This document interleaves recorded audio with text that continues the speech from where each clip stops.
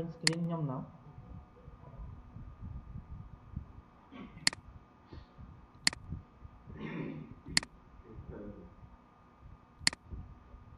តោះអញ្ចឹងជាដំបូងខ្ញុំសូមជម្រាបសួរពុកម៉ែបងប្អូនទាំងអស់គ្នាដែលបានចូលរួមនៅ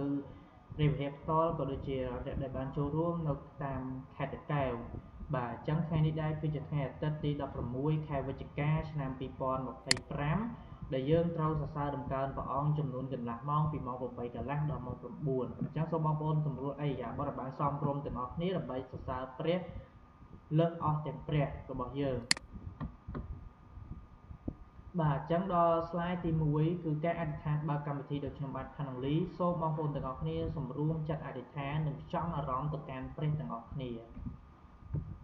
អរព្រះវរបិតាព្រះរាជបុត្រានិងព្រះវិញ្ញាណបរិសុទ្ធព្រះម្ចាស់សូមអរព្រគុណទ្រង់ដែលព្រះអង្គបានញែកពេលវេលាដ៏បរិសុទ្ធដើម្បីឲ្យកូនមានឱកាសក្នុងការសរសើរទ្រង់នៅថ្ងៃនេះព្រះម្ចាស់អើយសូមឲ្យព្រះអង្គបានស្ថិតនៅក្នុងកណ្ដាលនៃចិត្តរបស់ពួកកូនកុំឲ្យពួកកូនវិកវេកំឡុងពេលថ្វាយបង្គំកុំឲ្យមានការលបួងឬក៏ប្រលឹងអ្វីមកលបួងនៅការថ្វាយបង្គំរបស់កូននោះឡើយ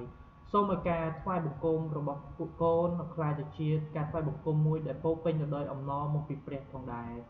ព្រះម្ចាស់ក៏សូមអរព្រគុណទ្រង់ដែលព្រះអង្គប្រទានពរនៅរបស់គ្រប់បែបយ៉ាងនៅលើផែនដីសម្រាប់ឲ្យកូនរស់នៅយ៉ាងសុខស្រួលគុណសូមអរព្រគុណទ្រង់ព្រះម្ចាស់សូមឲ្យព្រះអង្គបានលើកលែងទុក្ខកំហុសអំពើបាបរបស់កូនដែលកូនបានធ្វើខុសចំពោះទ្រង់ដោយចេតនាក្តីដោយអចេតនាក្តីសូមឲ្យព្រះអង្គបានលុបលាងទុក្ខកំហុសទាំងអស់នោះក៏ដូចជាសូមកែប្រែនៅកំហុសរបស់ពួកកូនដែលកូនបានធ្វើចំពោះទ្រង់ផងដែរព្រះម្ចាស់សូមឲ្យព្រះអង្គបានរៀបចំនៅនឹងដាស់ហៅអ្នកដែលគាត់មិនបានចូលរួមនៅក្នុងព្រះវិហារថ្ងៃនេះសូមឲ្យព្រះអង្គបានដាស់ហៅគាត់ដើម្បីកុំឲ្យគាត់ភ្លេចនឹកចាំពីថ្ងៃដ៏ល្អដើម្បីថ្វាយបង្គំព្រះអង្គផងដែរព្រះម្ចាស់អើយសូមឲ្យព្រះអង្គប្រទានពរឲ្យក្មេងៗទាំងអស់នៅខេត្តកោះតាកែវក៏ដូចជាខេត្តកំពតក៏ដូចជានិស្សិតទាំងអស់ព្រមទាំង Pastor និងភរិយាក៏ដូចជាក្រុមគ្រួសាររបស់ពួកគាត់សូមឲ្យព្រះអង្គប្រទានពរឲ្យពួកគាត់ទាំងអស់គ្នាមានសុខភាពល្អមានកម្លាំងកាយនិងប្រាជ្ញាមកពីព្រះអង្គនឹងធ្វើទៅជាមនុស្សគំរូដល់លោកីទាំងមូលនេះផងដែរព្រះម្ចាស់សូមព្រះអង្គបានរៀបចំនិងត្រួសត្រាយផ្លូវសម្រាប់ឲ្យកូនម្នាក់ៗដើរទៅរកផ្លូវត្រូវក៏ដូចជាផ្លូវដែលព្រះអង្គបានដឹកនាំឆ្ពោះទៅរកភាពជោគជ័យរបស់ពួកកូនផងដែរផងហើយមួយទៀតសូមឲ្យព្រះអង្គបានប្រទានពរឲ្យអ្នកដឹកនាំនៃព្រះវិហារណាស្រីភ្នំពេញសូមឲ្យពួកគាត់ទាំងពីរនាក់ Elder និង Reverend សូមឲ្យគាត់ទាំងពីរនាក់មានសុខភាពល្អមានប្រាជ្ញាវាងវៃក្នុងការដឹកនាំព្រះវិហារឆ្ពោះទៅរកភាពជោគជ័យនិងភាពរីកចម្រើនផងដែរព្រះម្ចាស់អើយក៏សូមនឹងការអធិដ្ឋានបើកកម្មវិធីនៅក្នុងអាទិត្យនេះថ្វាយផ្ដាច់ក្នុងព្រះនាមដ៏ខ្ពស់បំផុតគឺព្រះនាមព្រះយេស៊ូវគ្រីស្ទអាមែនបាទអរគុណអញ្ចឹងយើងដល់ slide បន្តទៀតគឺយើងច្រៀងនៅបទចម្រៀងទំព័រលេខ125សៀវភៅពណ៌ខៀវយើងច្រៀងតែវគ្គ1ប៉ុណ្ណោះចូលមកកាន់ប្រភពនៃព្រះពរ125សៀវភៅពណ៌ខៀវចូលមកកាន់ប្រភពនៃព្រះពរ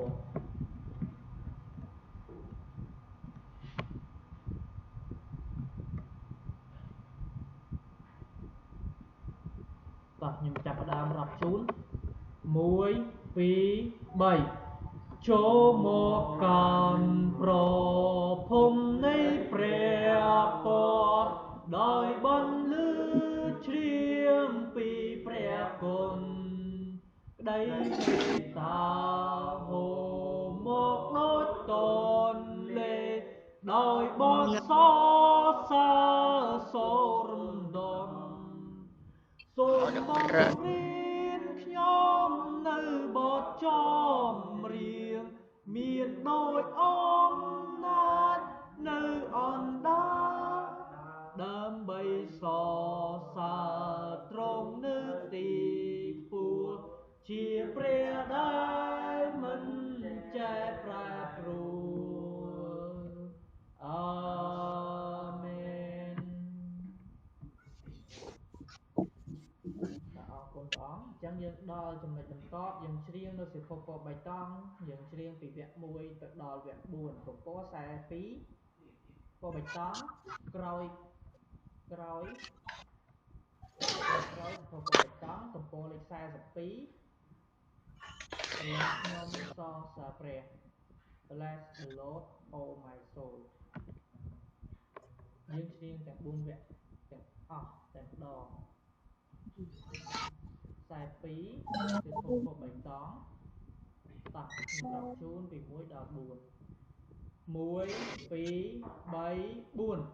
ប្រលឹងខ្ញុំសរសើរព្រះប្រលឹងខ្ញុំសរសើរព្រះអ្វីនៅក្នុងចិនរបស់ខ្ញុំសរសើរព្រះអង្គប្រលឹងខ្ញុំអធិស្ឋានប្រលឹងខ្ញុំអធិស្ឋានអ្វីនៅក្នុងចិត្តរបស់ខ្ញុំសរសើ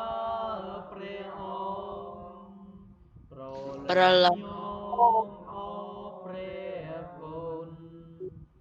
ប្រលឹងខ្ញុំអរព្រះគុណអ្វីនៅក្នុងចិត្តរបស់ខ្ញុំសរសើរព្រះអង្គប្រលឹងខ្ញុំមានអំណរប្រលឹងខ្ញុំមានអំណរអ្វីនៅក្នុងចិត្តរបស់ខ្ញុំសរសើរព្រះអង្គអាមែនបាទអរគុណបងចឹងយើងដល់ចំណុចបន្ទាប់គឺការអាននៅព្រះគម្ពីរទំនុកដំកើងចំពោះ136ខ25ដល់ខ26អានដោយយកចិត្តទុកដាក់ដោយខ្ញុំបាទជាដំបូងនិងបងប្អូនទាំងអស់គ្នានៅខេត្តតាកែវបាទសូមយកចិត្តទុកដាក់ស្ដាប់បាទខ្ញុំសូមអានជូនព្រះគម្ពីរទំនុកដំកើងចំពោះ136ខ25ព្រះអង្គជាព្រះដែលប្រទានអាហារដល់អស់ទាំងសាច់បិទព្រះハរតីសប្បុរសរបស់ព្រះអង្គស្ថិតស្ថេរនៅអកលជានិច្ចខ26សូមអរព្រះគុណដល់ព្រះនៃស្ថានសួគ៌ត្បិតព្រះハរតីសប្បុរសរបស់ព្រះអង្គស្ថិតស្ថេរនៅអកលជានិច្ចបាទអញ្ចឹងខ្ញុំសូមអានព្រះគម្ពីរបន្ទាប់គឺការអានព្រះគម្ពីរកូរិនថូសខ្សែទី1ជំពូក13ខ4ដល់ខ6បាទខ្ញុំសូមអានជូនខ4ដល់ខ6សេចក្តីស្រឡាញ់តែងតែអត់ធ្មត់ហើយក៏សប្បុរសសេចក្តីស្រឡាញ់មិនចេះឈ្នានីសមិនចេះអួតខ្លួនមិនវេរឹកពោះខ5ក៏មិនប្រព្រឹត្តបែបមិនគួរសមសេចក្តីស្រឡាញ់មិនរកប្រយោជន៍ផ្ទាល់ខ្លួនមិនរហ័សខឹងមិនប្រកាន់ទោសខ6សេចក្តីស្រឡាញ់មិនអសប្បាយនឹងអំពើទុច្ចរិតគឺអសប្បាយតែនឹងសេចក្តីពិតវិញអាមែនបាទអញ្ចឹងសូមអ្នកគ្រូលោកគ្រូនៅខេត្តតាកែវអានព្រះគម្ពីរទំនុកដំកើងចំពោះ136បាទសូមអញ្ជើញការអានព្រះគម្ពីរ136ខ26ខ25ព្រះអង្គជាព្រះដែលប្រទានអាហារដល់អស់សាច់ត្បិតព្រះハរតីសប្បុរសរបស់ព្រះអង្គសន្ធិដ្ឋស្ថេរអកលជានិច្ចខ26សូមអរគុណដល់ព្រះនៃឋានសួគ៌ដិតព្រះハរតីសប្បុរសរបស់ព្រះអង្គសន្ធិដ្ឋស្ថេរអកលជានិច្ចអាមែនបាទអរគុណអញ្ចឹងខ្ញុំសូមកែតម្រូវបន្តិចសូមអរព្រះគុណបាទអរគុណអញ្ចឹងដោយសារអ្នកពតបានតោះអញ្ចឹងយើងចូលដល់គម្ពីរបន្ទាប់លោកគ្រូនៅខេត្តតាកែវសូមអាននៅព្រះគម្ពីរបន្ទាប់ការអានព្រះគម្ពីរកូរិនថូសទី1ចំពោះ10កូរិនថូសកុំឲ្យខុស ឈ្មោះព្រះគម្ពីរកូរិនថូស ផូរិនផុតទី1ចំពោះ13ខ4ដល់ខ6ខ4សេចក្តីស្រឡាញ់តែអត់ធ្មត់ហើយសប្បុរសសេចក្តីស្រឡាញ់មិនចេះឈ្នានីសមិនចេះអួតខ្លួនមិនវាយរឹកខ្ពស់ខ5ក៏មិនប្រព្រឹត្តបែបមិនគួរសមសេចក្តីស្រឡាញ់មិនរកប្រយោជន៍ផ្ទាល់ខ្លួនមិនហាស់ខឹងមិនប្រកាន់ទោសខ6សេចក្តីស្រឡាញ់និងអរសប្បាយនិងអំពើសុចរិតគឺអរសប្បាយតែសេចក្តីពិតវិញអាមែន អាមែនបាទអញ្ចឹងយើងអាចយល់បានថាសេចក្តីស្រឡាញ់តែងតែអត់ធ្មត់សប្បុរសមិនរកប្រយោជន៍ផ្ទាល់ខ្លួនមិនរហ័សខឹងនិងមិនប្រព្រឹត្តអំពើទុច្ចរិតគឺអរសប្បាយតែសេចក្តីពិតដែលព្រះអង្គពណ៌ព្រះハរតីបាទអរគុណខ្ញុំគិតថាអានប៉ុណ្ណឹងល្អហើយអញ្ចឹងដល់ចំណុចបន្តគឺការអធិប្បាយព្រះគម្ពីរដែលខ្ញុំបានខាងលេសូមខ្ញុំសូមបើក slide បន្តិចបាទអញ្ចឹងអាទិត្យនេះដែរខ្ញុំលើកអំពីការអធិប្បាយមួយអំពីព្រះយេស៊ូវគឺជាពន្លឺនៃពិភពលោកបាទអញ្ចឹងខ្ញុំលើកអំពីព្រះគម្ពីរបានលើកឡើងអំពីព្រះគម្ពីរម៉ាថាយចំពោះ5ខ16ខ្ញុំសូមអានជូនបន្តិចដូច្នេះចូលឲ្យពន្លឺរបស់អ្នករាល់គ្នាភ្លឺដល់មនុស្សលោកយ៉ាងនោះដែរដើម្បីឲ្យគេឃើញការល្អរបស់អ្នករាល់គ្នាហើយសរសើរតម្កើងដល់ព្រះវរបិតារបស់អ្នករាល់គ្នាដែលគង់នៅស្ថានសួគ៌បាទអញ្ចឹងព្រះយេស៊ូវគឺជាពន្លឺរបស់យើងទាំងអស់គ្នាហើយយើងទាំងអស់គ្នាជាកូនរបស់ព្រះយេស៊ូវក៏ត្រូវធ្វើជាពន្លឺដល់មនុស្សលោកនៅក្នុងលោកីយ៍នេះផងដែរគឺអ្វីគ្រប់បែបយ៉ាង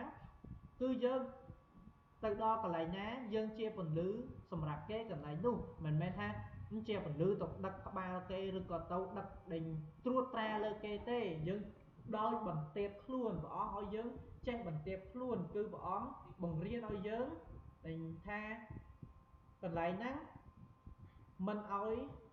ដូចថាកន្លែងហ្នឹងប្រព្រឹត្តតែអំពើអាក្រក់ក៏ប៉ុន្តែព្រះអង្គឲ្យយើងហ្នឹងជាពន្លឺទោះបីជាកន្លែងហ្នឹងប្រព្រឹត្តអំពើអាក្រក់ក្តីក៏យើងមិនសប្អរសប្បាយទៅនឹងអំពើអាក្រក់ទាំងអស់នោះដែរអញ្ចឹងព្រះអង្គធ្វើជាពន្លឺដល់យើងអស់អ្នកណាដែលយកព្រះអង្គធ្វើជាពន្លឺផ្លូវនោះមិនត្រូវងងឹតឡើយអញ្ចឹងបើសិនជាយើងអត់មានព្រះយេស៊ូវនៅជាមួយយើងទេគឺផ្លូវនោះហាក់បីដូចជាគ្មានថាអត់ដឹងថាទៅផ្លូវណាទេផ្លូវតែងតែងងឹតគ្មានពន្លឺចំពោះព្រះគម្ពីរយូហានក៏បានលើកឡើងដែរថាព្រះអង្គគឺជាពន្លឺនេះដូចថាក្នុងរូបនេះអញ្ចឹងព្រះអង្គគឺកាន់ភ្លើងបំភ្លឺយើងជ្រងភ្លើងបំភ្លឺយើងដើម្បីឲ្យយើងដើរទៅតាមផ្លូវដើម្បីឆ្ពោះទៅនគរស្ថានសួគ៌អញ្ចឹងព្រះគម្ពីរយូហានចំពោះ8ខ12ព្រះយេស៊ូវមានព្រះបន្ទូលទៅគេម្ដងទៀតថាខ្ញុំជាពន្លឺពិភពលោកអ្នកណាដែលមកតាមខ្ញុំអ្នកនោះមិនដើរក្នុងទីងងឹតឡើយគឺនឹងមានពន្លឺនៃជីវិតវិញបាទដូចនិយាយអញ្ចឹងគឺព្រះអង្គជាអ្នកបំភ្លឺផ្លូវសម្រាប់ឲ្យយើងដើរទៅរកសេចក្តីពិតដើរទៅរកព្រះអង្គទោះបីព្រលឹងដេញរូបកាយរបស់យើងបានស្លាប់សកត់នៅលើផែនដីនេះក្តីក៏ព្រលឹងវិញ្ញាណរបស់យើងនឹងនៅនគរស្ថានសួគ៌បាទអញ្ចឹងព្រះអង្គមិនឲ្យយើងនឹងខ្វល់ខ្វាយអ្វីនោះទេព្រះអង្គឲ្យយើងខ្វល់ខ្វាយសម្រាប់តែថ្ងៃហ្នឹងថាឲ្យតែយើងប្រព្រឹត្តអំពើល្អថ្ងៃហ្នឹងសរសើរតម្កើងព្រះអង្គថ្វាយបង្គំព្រះអង្គគឺព្រះអង្គនឹងរៀបចំថ្ងៃស្អែកសម្រាប់ឲ្យយើងដ៏ល្អឥតខ្ចោះកុំប្រព្រឹត្តអំពើអាក្រក់នៅថ្ងៃនេះរួចជាការស្រេចអញ្ចឹងព្រះអង្គអត់ឲ្យយើងខ្វល់ខ្វាយថាថ្ងៃស្អែកបានអីហូបថ្ងៃស្អែកនេះព្រះអង្គនឹងរៀបចំបើសិនជាយើងល្អចំពោះគ្នានឹងគ្នាចំពោះថ្ងៃហ្នឹងគឺព្រះអង្គលើកទឹកចិត្តឲ្យយើងល្អគ្នាទៅវិញទៅមកអញ្ចឹងនៅនេះក៏ដូចគ្នាដែរថាព្រះយេស៊ូវគឺជាពន្លឺរបស់លោកីយ៍ទាំងមូលអញ្ចឹងយើងជាកូនរបស់ព្រះអង្គក៏យើងត្រូវធ្វើជាគំរូដល់លោកីយ៍នេះដែរអ្វីត្បិតតែលោកីយ៍នេះរាល់ថ្ងៃកំពុងតែប្រព្រឹត្តអំពើបាបយ៉ាងណាក្តីក៏យើងមិនត្រូវទៅធ្លាក់នៅការលបួងនឹងអំពើបាប អ្នកខ្លះគាត់អសប្បាយនឹងជីវិតគាត់សពថ្ងៃគាត់មិនខ្វះអ្វីទេមានឡានទំនើបមានផ្ទះវិឡាក៏ប៉ុន្តែសួរថាខាងវិញ្ញាណរបស់គាត់បានសង្គ្រោះទេពេលអស់ជីវិតលើផែនដីទៅគឺមិនបានសង្គ្រោះទេដោយសារអីគាត់ធ្វើអំពើអាក្រក់ហើយគាត់យកដែលអ្វីដែលគាត់រកបានហ្នឹងយកទៅធ្វើនេះវិញគឺមិនអាចកាត់សងគ្នាស៊ីសងគ្នាកាត់កងគ្នាបានទេ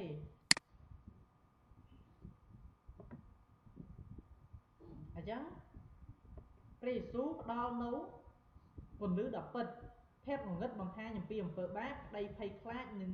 ថន់ច្រឡំនិងអស់សង្ឃឹមពេលព្រះយេស៊ូវចូលមកក្នុងជីវិតយើងព្រះអង្គលុបបំបាត់ភាពងងឹតទាំងអស់នោះព្រះអង្គឲ្យយើងទាត់ពីសេចក្តីពិតពន្លឺធ្វើឲ្យអ្វីច្បាស់ព្រះយេស៊ូវឲ្យយើងឃើញសេចក្តីពិតនិងអ្វីដែលល្អចំពោះមុខព្រះបាទអញ្ចឹងព្រះអង្គលើកទឹកចិត្តឲ្យយើងនឹងប្រព្រឹត្តអំពើល្អចំពោះលោកីប្រព្រឹត្តអ្វីដែលចង់ឲ្យគេប្រព្រឹត្តចំពោះខ្លួនយើងយ៉ាងដូចនោះដែរបាទអញ្ចឹងព្រះអង្គគឺជាសេចក្តីសង្ឃឹមពន្លឺព្រះអាទិត្យពេលរះពន្លឺព្រះអាទិត្យគឺរះដើម្បីបំភ្លឺលោកីយើងមានយប់មានថ្ងៃនឹងឯងអញ្ចឹងព្រះអង្គគឺបង្កើតព្រះអាទិត្យមកដើម្បីឲ្យវាមានពន្លឺដល់លោកីព្រះយេស៊ូវផ្ដល់នូវសេចក្តីសង្ឃឹមពេលយើងអស់កម្លាំងនិងមានបញ្ហាបាទអញ្ចឹងខព្រះគម្ពីរពុកខ8ជំពូកព្រះគម្ពីរយូហានជំពូក8ខ12ខ្ញុំជាពន្លឺដល់លោកីបាទអញ្ចឹងព្រះគឺជាពន្លឺដល់លោកីទាំងមូលនេះឯងបាទអញ្ចឹងយើងត្រូវចាំថាពេលដែលជីវិតយើងធ្លាក់ក្នុងការលបួងយើងមានព្រះអង្គយើងមិនខ្វះអ្វីទៀតទេយើងត្រូវតែនិយាយទៅកាន់ព្រះអង្គស្វែងរកពន្លឺមកពីព្រះអង្គសូមឲ្យព្រះអង្គបានធ្វើជាពន្លឺដល់យើងទាំងអស់គ្នាបាទអញ្ចឹងការអធិប្បាយព្រះគម្ពីរខ្ញុំអំពីថ្ងៃនេះពីសេចក្តីបំភ្លឺរបស់ព្រះអង្គគឺពន្លឺដែលព្រះអង្គបានដឹកនាំយើងសូមតែបញ្ចប់តែប៉ុណ្ណេះបាទបើសិនជាបងប្អូនមានចម្ងល់អ្វីសូមសាកសួរផងដែរបាទសូមអរគុណអញ្ចឹងយើងដល់ចំណុចបន្តទៀតនោះគឺយើងច្រៀងនៅបទចម្រៀងសៀវភៅពខៀវទំព័រលេខ99ខ្ញុំនឹងដើរក្នុងពន្លឺនៃស្ថានសួគ៌បាទត្រូវ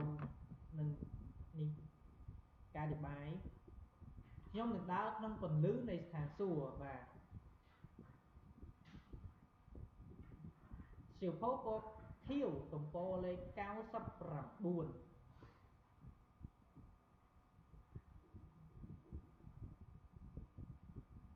ើឃើញយើងចាប់ផ្ដើមទាំងអស់គ្នា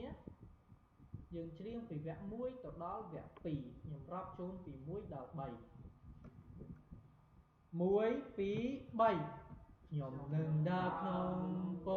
ន្លឺនៃស្ថានសួគ៌ហើយទូឆ្លងកាត់ទីខ្ពស់ឬទីជ្រៅក្តីពេលនោះទ្រង់មិនចាត់ចេញពីខ្ញុំសោះឡើយនៃសន្យានៃទ្រង់មិនដែលរលត់ពន្លឺនៃស្ថានសួគ៌ពន្លឺនៃស្ថានសួគ៌នៅពោពេញចិត្តខ្ញុំហាឡេលូយ៉ាខ្ញុំមានអំណរក្រៃដោយច្រៀងសរសើរទ្រង់ព្រះយេស៊ូវខ្ញុំទ្រង់ជាម្លងហុំពតខ្ញុំឲ្យក្របានខ្ញុំទ្រង់មិនដែលនៅឆ្ងាយពីខ្ញុំទ្រង់ជាពន្លឺក្នុងទ្រង់គ្មានងងឹតឡើយខ្ញុំនឹងដើរគៀកជាប់តាមទ្រង់ជានិញពន្លឺនៃស្ថានសួគ៌ពន្លឺនៃស្ថានសួគ៌មកសន្ធិននៅពោពេញចិត្តខ្ញុំហាឡេលូយ៉ាខ្ញុំមានអំណរក្រៃដោយច្រៀងសរសើរទ្រង់ព្រះយេស៊ូវខ្ញុំអាមែនអរគុណអញ្ចឹងយើងដល់ចំណុចបន្តគឺយើងអាននៅលំនាំសេច ក្តីអធិដ្ឋាននៃព្រះអង្គចាស់បើសិនជាអ្នកចាមក៏ល្អយើងបិទភ្នែកហើយអធិដ្ឋានទាំងអស់គ្នាបាទខ្ញុំរាប់ជូនពី1ដល់3 1 2 3អោព្រះវរបិតានៃយើងខ្ញុំដែលគង់នៅស្ថានសួគ៌អើយសូមឲ្យព្រះនាមទ្រង់បានបរិសុទ្ធសូមឲ្យព្រះរាជទ្រង់បានមកដល់សូមឲ្យព្រះハរតីទ្រង់បានសម្រេចនៅផែនដីដូចនៅស្ថានសួគ៌ដែរសូមប្រទានអាហារដែលយើងខ្ញុំត្រូវការនៅថ្ងៃនេះសូមអត់ទោសនៅសេចក្តីកំហុសរបស់យើងខ្ញុំដូចជាយើងខ្ញុំបានអត់ទោសដល់អស់អ្នកដែលធ្វើខុសនឹងយើងខ្ញុំដែរសូមកំណំយើងខ្ញុំទៅក្នុងសេចក្តីល្បួងឡើយតែសូមប្រោសឲ្យយើងខ្ញុំរួចពីអាក្រក់វិញបិទរាជព្រះចេស្តានិងសេរីល្អជារបស់ផងទ្រង់នៅអស់កលជានិច្ចអាមែនចូលទៅឡើយបាទដល់ចំណុចបន្ទាប់យើងច្រៀងនៅសៀវភៅពខៀវទំព័រលេខ237ច្រៀងពីវគ្គ1ដល់វគ្គ3ទ្រង់ទង់ជាមួយយើងទ្រង់ជាមួយយើងរៀងរាល់ថ្ងៃយើងនឹងបានព្រះពរជាអំណោយនៃក្តីសុខសាន្តដែលប្រទានពីស្ថានពរយើងហើយនឹងបានព្រះរៀងរាល់ថ្ងៃហើយបាទ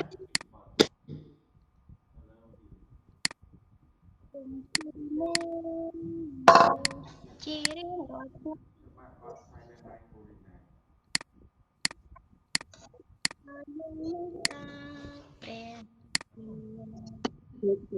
ជាប់អូខេចាំផ្លែខ្ញុំបើកបទចម្រៀងជូនមួយបទទៀតគឺថាដាក់អត់អស់អានេះហូបពេញអត់ទៀតចូលពេកតោទំព័រ44ជាងពីវគ្គតើអញ្ចឹងយើងច្រៀងចម្រៀងមួយបទទៀតនៅនេះក្តីគឺ Silent Night Holy Night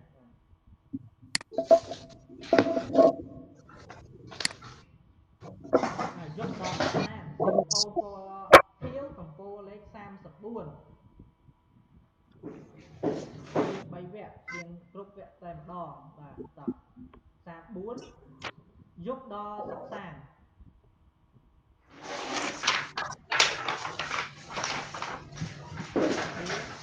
យកដល់សិក្សា Silent Night Holy Night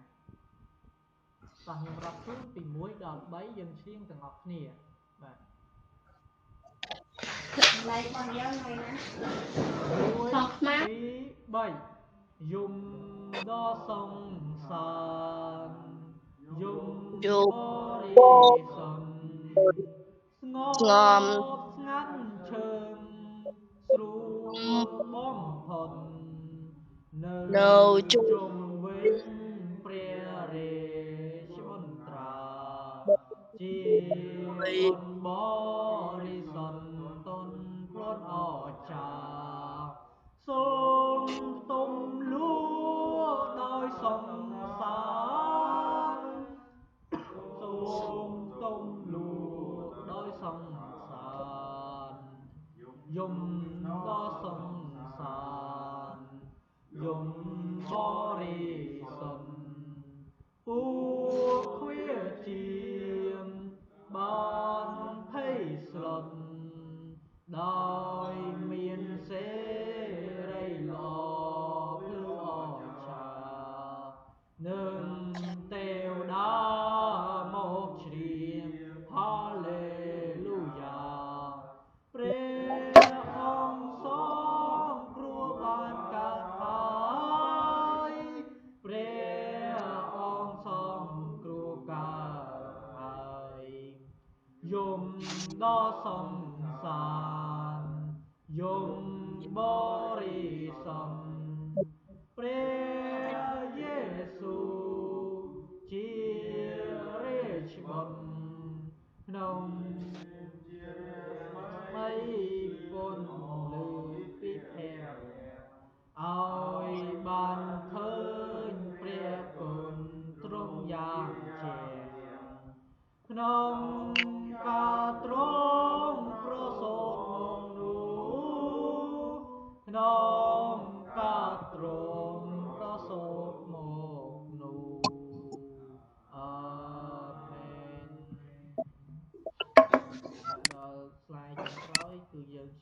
បទចម្រៀងសៀវភៅពណ៌ខៀវទំព័រលេខ237ដោយសារខ្ញុំធ្វើកម្មវិធីផ្លោះមួយអញ្ចឹងយើងដល់ចម្រៀងនេះវិញ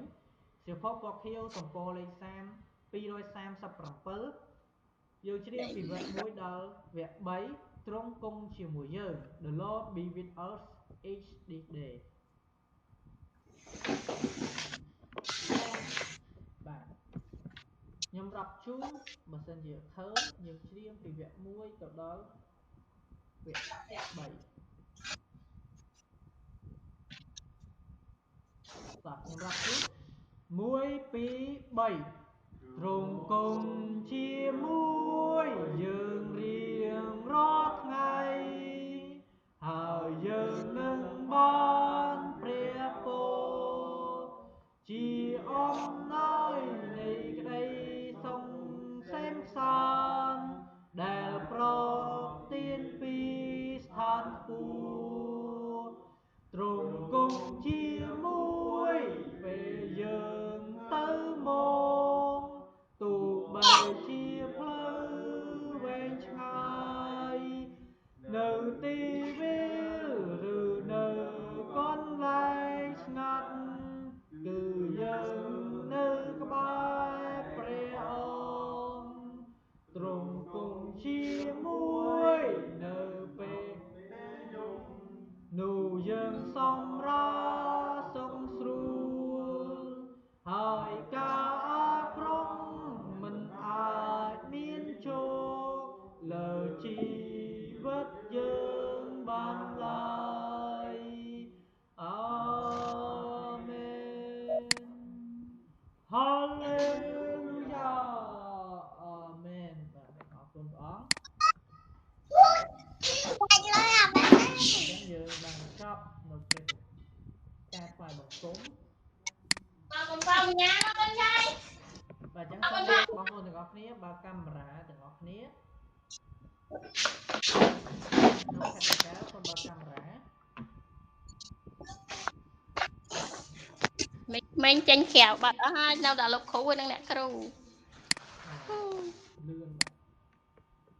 បាទអរគុណអញ្ចឹងយើងចាប់ហើយวันនេះសូមអរគុណអ្នកទាំងអស់គ្នាដែលបានចូលរួមបាយបាយបាយ